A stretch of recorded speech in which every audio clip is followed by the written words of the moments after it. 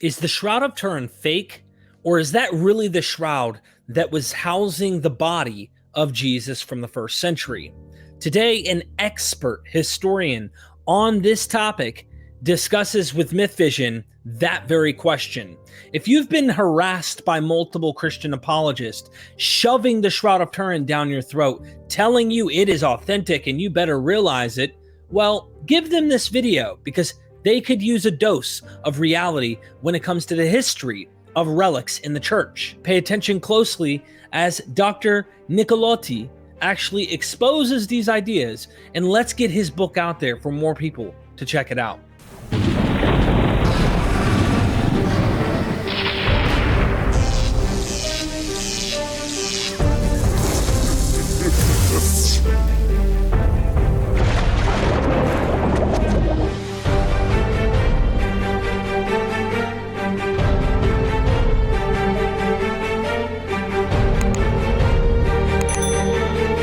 We are MythVision. Welcome back to MythVision Podcast. I'm your host, Derek Lambert. Today, we're talking about the Shroud of Turin. One of the big questions is it authentic? Is this really the shroud that goes back to Jesus? A lot of you want to know the answer to that question.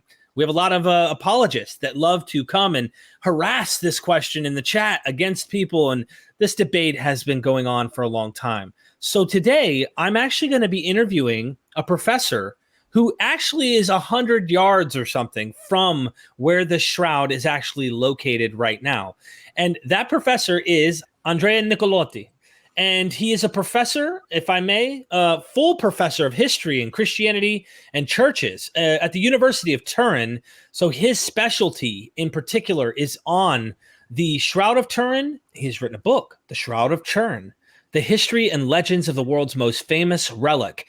It is in English. It has been translated nicely, so everybody can go and get the book, check it out.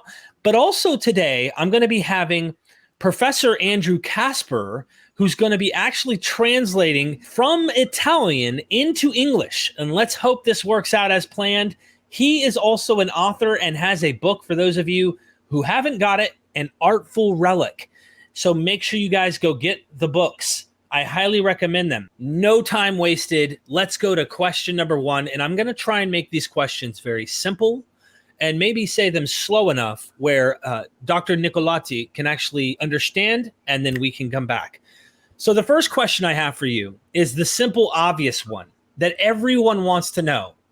Is this really the shroud that Jesus from the first century was put in? La risposta alla domanda. Yeah, the response to that question is quite simple. No, it is not the real burial shroud of Jesus Christ. And that is in fact the opinion not only of myself, but most people who study it. But that does not mean that it's still not an important and interesting object to study. I absolutely agree with you. And I just wanted to clarify. Question number two, how do we know this is not the shroud that Jesus from the first century was put in? So there are three ways that we can answer that question. The first is from the historical record. There is no testimony of the shroud that dates from before the Middle Ages. And in fact, those that do exist from the Middle Ages say that the shroud is a fake. It is not a real relic. So the second response to that question involved the textile itself. The type or style of weave of the shroud is typical of the Middle Ages and does not exist back in antiquity at the time of Jesus Christ. And then finally, there's the scientific reason, and that is that in 1988, the shroud was carbon dated, and the results of the carbon dated verified what we already knew, which is that the shroud derives from the medieval period. I appreciate your response. Following up on that answer is the question. Many people believe that 1988 scientific carbon dating is wrong. They say that they took the sample from a certain spot on the shroud that isn't really from the authentic shroud when they weaved it together. Is this a conspiracy made up and has no truth to it? So I think that we can see the answer to this question kind of paralleled by what's happening with the coronavirus. So a lot of the so-called scientists that make those objections about the carbon dating are really motivated by pseudoscience. The idea that somehow the samples were switched. Or that there's actually a technical problem with the process itself. So for me, the biggest reason to reject the objections to the carbon dating is that no real scientific expert who has experience in the process of carbon dating has actually accepted the denials that are raised against the carbon dating of the Shroud. And in fact, most of the people that do make those objections come from Christian audiences who are motivated by different things than scientific reasons. And in fact, there was a scientist, I believe in Lyon, France, who used to believe in the Shroud, but then once he found the carbon dating results, he realized that was scientific proof that the Shroud of Turin cannot in fact be real. Thank you once again for your response. Was creating these shrouds common practice in the time in which this shroud may have been created? A better way to put it, is that a way that we can show that this was not really from the 1st century? So there were actually a lot of different shrouds that are attributed to being the real shroud of Jesus Christ. And the Shroud of Turin that we know today is really one of the last ones after a long line of these that have existed going back to the Middle Ages. So there have been a lot of shrouds that have been worshipped or venerated as the authentic shroud in Europe, in particular in France, both before and after the emergence of the Shroud of Turin in the Middle Ages. The Shroud of Turin just simply overcame or survived, all the other shrouds that were worshipped as the authentic shroud. Many of them were destroyed during the French Revolution, but the Shroud of Turin is the one that has emerged to this very day, ever since it came into the hands of the Savoy, the dynastic family who owned the relic in the 1400s and onward. When did the practice of inventing shrouds begin? Because we know the church would, I'm being funny a little, but they'd have the toe bone of Peter and then the staff of Paul, and like everywhere around the church they had relics. So when did shroud invention begin? Yeah, so among the first relics of Jesus Christ that go back to the very beginnings of Christianity, there actually was no shroud. There was, of course, relics regarded as pieces of the true cross, as well as the crown of thorns, but there was no shroud in the earliest relics. It was in the 5th and 6th centuries that we start to see testimonies to cloth relics that were believed to be associated with Jesus Christ. Some of those were associated with his death, and others with other times, but it was the 5th and 6th centuries when we start to see the first eyewitness testimonies to the shroud. We don't have any traces of the original relics from that medieval period that were regarded as the real shroud. There was, for example, one by Charlemagne, who claimed to have been seen by Charlemagne as the authentic burial cloth of Jesus, but we don't have any more traces of what those first shrouds were in the medieval period. The first ones probably arrived in the West during the Crusades, when there was a big traffic of relics coming from Constantinople and the Holy Lands. And among those relics that were transferred into the West would have been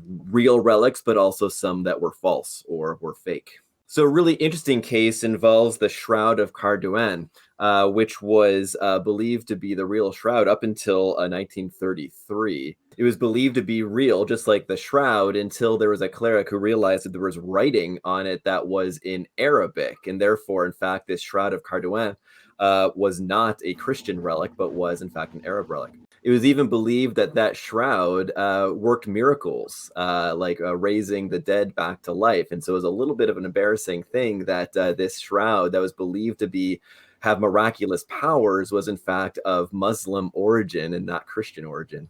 So what happened when the ecclesiastics realized that this Shroud of Cardouin was in fact not a Christian object, they immediately removed it from any kind of cult significance, and it just became a curiosity, like a museum curiosity. This same thing, however, did not happen with the Shroud of Turin. Thank you so much. The question I have next, who is this? Who is this person on this cloth? And is it just a painting? Is it drawing? Or Is it a real person who's laying in the cloth that they created it from? So I have to be a little bit cautious here because the Shroud of Turin is not open to study by people who are qualified to study it. The church actually keeps it sort of safeguarded, and so you can't actually study it directly. Therefore, what I have to say about it is conjectural only. So what we can say is we can look at those who have studied the Shroud in 1978, largely American scientists and scholars who were granted access to study the Shroud directly. So what those scientists concluded in 1978 was not that the image on the Shroud was painted on, but that the image you see on the surface of the cloth is a darkening or a yellowing of the cloth itself. So it is possible that there was in fact a pigment on the surface of the cloth that would have painted the image on, but that pigment is lost. And then what's left behind then is in fact that yellowing that you see on the surface of the cloth. So another possibility is that the coloring of the cloth is a result of a chemical reaction of some sort, or maybe even some sort of radiation or heat, some sort of natural process of coloring the surface of the cloth. We need to actually do more studies in particular to look at the depth of the coloring on the cloth, because they say that the coloring is actually very superficial. It's just on the surface, but you need to take a closer look, do more studies of the cloth itself to see whether or not that's true.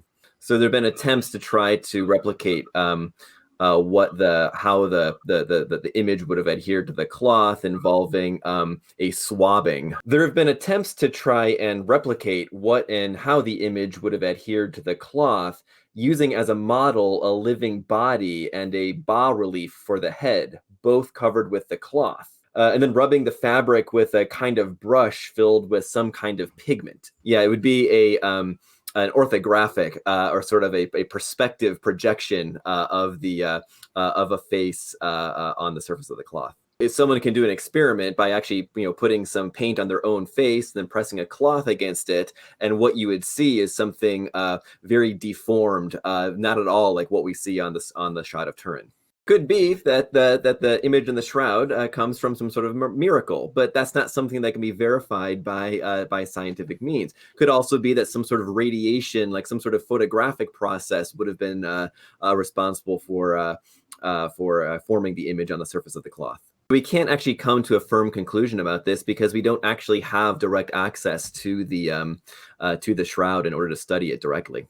Some believers in the Shroud argue that since it is not possible to replicate today a copy identical to the original, this means that it must be the result of a supernatural event, but this is really an absurd claim. It's an impossible task to try to exactly replicate something from antiquity, just like we can't exactly replicate a Stradivarius violin or an object from ancient Egypt. If you're looking at a microscopic level, you can't actually fully exactly replicate something from the past. We can only come to sort of general conclusions about what kind of process could have been used, but to try to require modern scholars to exactly replicate the means is impossible. It obviously is something commonly practiced, that they were making relics and saw value in them. Just like today, people stand in front of a statue of Mary.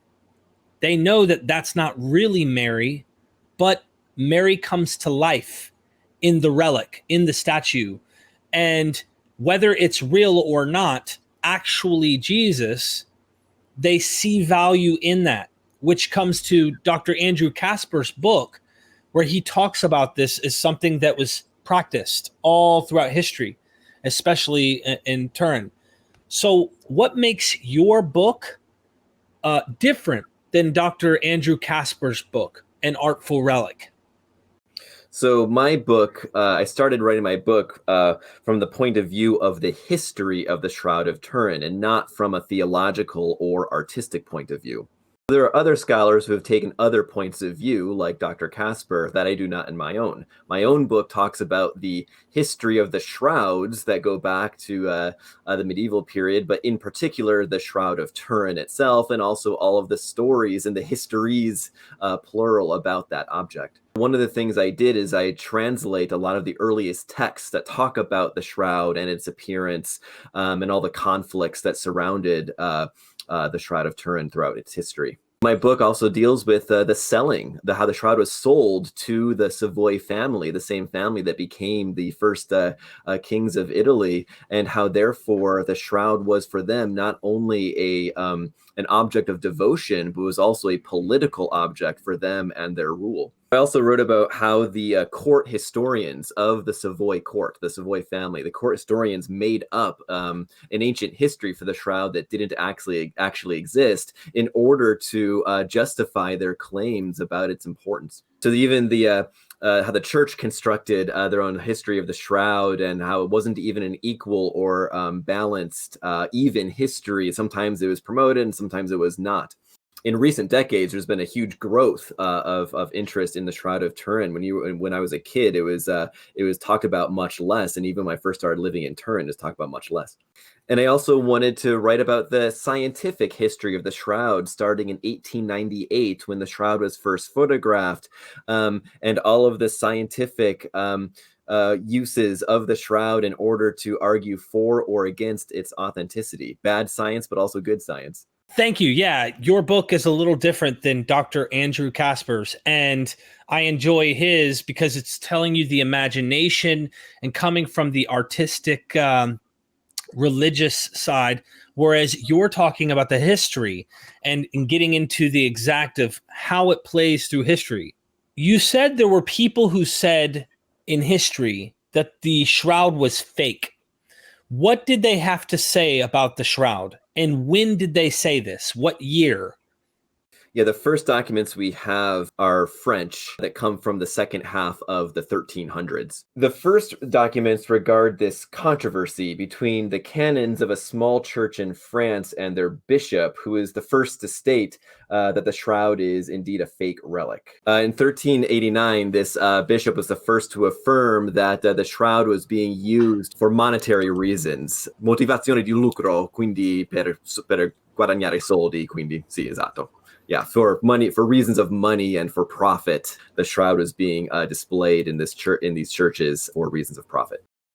Right after the Pope, the Avignon Pope Clement VII, while he did not declare the shroud specifically a fake relic, he did prohibit the canon of that church from presenting it as a real, authentic relic. And then from the time that the Savoy got their hands on the shroud in the 1400s, there never really was any questioning of its authenticity until the French Revolution, or maybe better to say, until the age of humanism. And then there are even people from inside the church that at various points considered the shroud to be false. And in fact, one of the main ones was in fact himself a priest. One of the first medievalists, Ulysses Chevalier, was in fact himself a priest. And Ulysses Chevalier did not believe in the authenticity of the shroud. Thank you so much. I have to ask, since you mentioned in history that some leaders in the church were saying, no, this is fake, or no, you're using this for money. And some people say, no, this is true. This is real. Where is the church at today on the relic and in admiration of the Shroud of Turin? So I have a response that is a little bit of theology, but also a little bit of like church politics. From a theological position, it's a private cult, and it's not required to be a Catholic to also then believe in the authenticity of the shroud. And this is why there have been, in fact, members of the church who have taken positions against the authenticity of the shroud and also against the authenticity of other relics as well. And this is why the the church in this present moment today does not affirm definitively the authenticity of the Shroud of Turin. So the church can decide whether or not it can insist upon the cult of any relic, the shroud or otherwise, or to just simply let it to sort of let it be as it is. The church has not been equal in its position on various relics. It can insist on the veneration of certain relics while not insisting on the veneration of other relics. We're in a moment where like the fame of the relic is propagated by the church, but not really in a kind of official way. So there are there's a lot of preaching, a lot of journals, a lot of newspapers and print media that do insist on the authenticity of the shroud and kind of silence those that are against it. Depends a little bit on the different bishops of Turin and also the different popes that we've had in recent history. There have been bishops of Turin in the past that were less insistent on promoting the cult of the Shroud of Turin, and then the current bishop is much more insistent on promoting the cult. It's been the reverse for the popes. There were popes in the recent past that were much more insistent on promoting the cult, and then the current pope right now, the current pope, Pope Francis, is not so insistent on promoting the cult of the Shroud. This sort of attitude is a little bit self-contradicting, and I think in the end probably has the potential to damage the position of the church. The strong insistence on those within the church who do want to promote the cult of the Shroud of Turin could do damage to the faithful, who might wonder why there is such a heavy insistence on the authenticity of the shroud when there hasn't really been enough studies to prove that is in fact the case. Yeah, so there are plenty of people inside the church that don't really hold the Shroud of Turin to be authentic, but do not say so publicly. Do not reveal those attitudes very publicly, to be in contradiction to what others might say. What kind of backlash have you received for your work, for your book? Have you received negative people antagonistic towards your work? The reaction has been kind of the extreme from both sides or from both directions.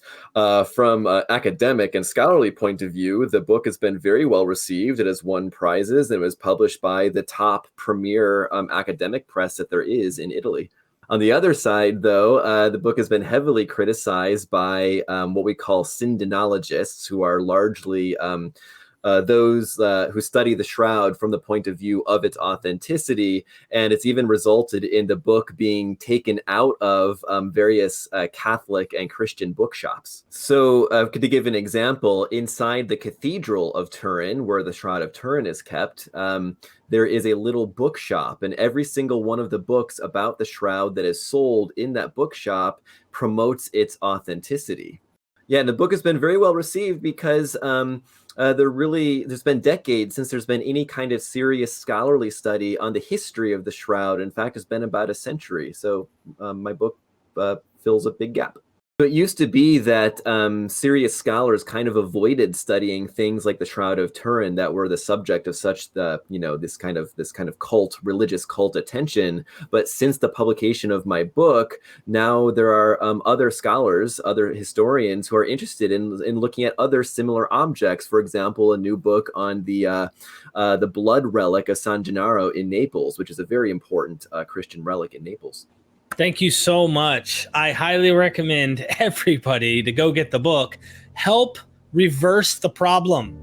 Since many people are being critical and the public, we want more publicity and not just academics, MythVision fans, go get you guys a copy, because I want to promote critical thinking. I want us all to look into this stuff.